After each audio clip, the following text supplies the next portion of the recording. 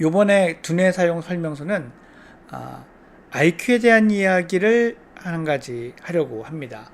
뭐 IQ에 대한 이야기만 해도 정말 그 많은 이야기들을 할 수 있는데요. 우리가 IQ에 대해서 조금 잘못 생각하는 거 한 가지에 대한 이야기를 오늘 하려고 하는데요. 아, 제가 예전에 그 비슷한 시기에 중학생 두 명을 만난 적이 있습니다. 예, 중학생 두 명이 다 아, 웩슬러 지능 검사 여러분들 많이들 들어보셨죠? 예. 뭐 대학병원에서도 하고 뭐 영재원 또는 뭐 학교 같은 데서도 공식적인 어떤 지능 검사로서는 가장 인정받고 있는 게 웩슬러 지능 검사인데, 이 웩슬러 지능 검사로 132점, 133점 하는 학생 두 명을 거의 동시에 만났었어요. 사실 웩슬러 지능 검사로 132점 그러면은 상위 2% 정도 이내에 속하거든요. 그리고 제가 알기로는 그 IQ 검사, 지능 검사를 통해서 선발하는 그런 곳에선 다 영재원이나 영재학급에 들어갈 수 있는 수준이 되는, 예, 그런 지능입니다. 그런데 이 두 친구를 왜 만났냐면요. 두 친구 모두 다 공부를 잘 못해서 만났습니다. 예. 이게 머리도 좋고 뭐 그랬는데 도무지 공부에 흥미도 없고 해도 성적도 잘 안 오르고 뭐 이런 그 학생들이 였던 거죠. 근데 비슷한 시기에 와서 비슷한 시기에 지능 검사를 했는데 또 결과도 비슷하게 나왔습니다. 그런데 이 사실 지능 검사를 볼 때 전체 지능 검사만 보면은 조금 해석의 오류에 빠질 수가 있습니다. 이 지능 검사라는 건 첫째는요, 여러분, 이게 그 등수입니다.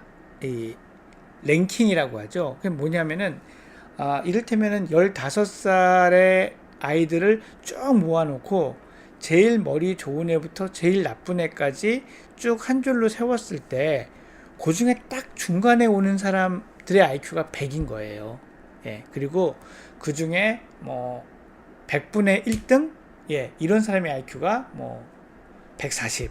예, 1000명 중에 뭐 몇 명? 이러면은 IQ가 150. 뭐 이런 식으로 만들어 놓은 등수거든요. 그래서 IQ 150과 IQ 100의 차이를 실질적으로 측정할 수 있는, 뭐 키처럼 이만큼의 차이가 난다든지 몸무게처럼 무게가 차이가 난다든지 이런 것들이 있질 않습니다.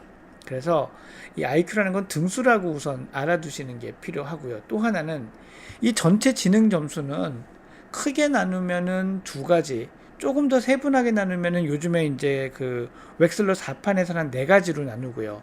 그 네 가지 정도의 소척 항목들, 네 가지 하위 척도의 소항목은 또 총 한 11개 전후의 항목들로 구성이 되어 있습니다. 근데 이것들이 특징이 다 다르거든요. 그리고 이 특징에 따라서 아이가 보이는 모습이 많이 다릅니다.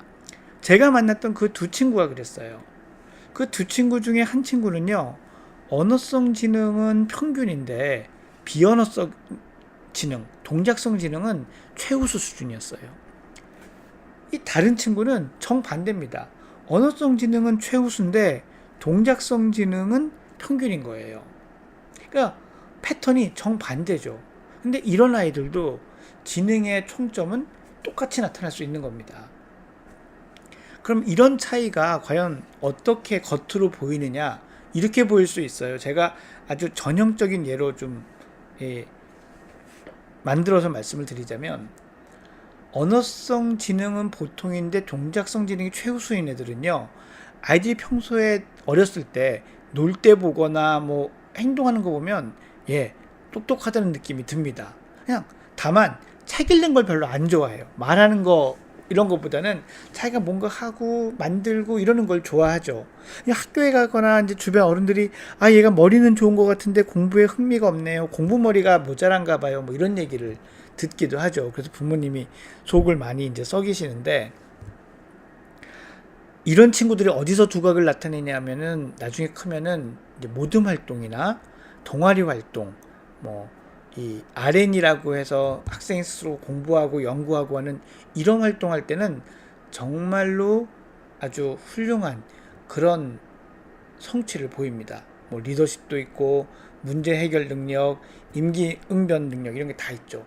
반면에 그 두 번째 친구, 언어성 지능은 매우 높지만 동작성 지능 평균이 이런 친구는요, 어렸을 때는 부모님의 속을 잘 안 썩입니다. 오히려 자랑인 경우가 많아요. 뭐 놀아라, 그럼 책 보고 놀고, 뭐 선생님도 손댈 게 없다, 이런 얘기들도 많이 하죠. 근데 이런 아이를 두신 어머님들의 또 고민 중에 하나가 뭐냐면, 제가 오래 살아야 될 것 같아요, 선생님. 이런 얘기들을 많이 하세요. 그래서 왜요? 그러면은 얘가 공부 빼놓고는 할 줄 아는 게 하나도 없어요, 라고 얘기를 하시거든요.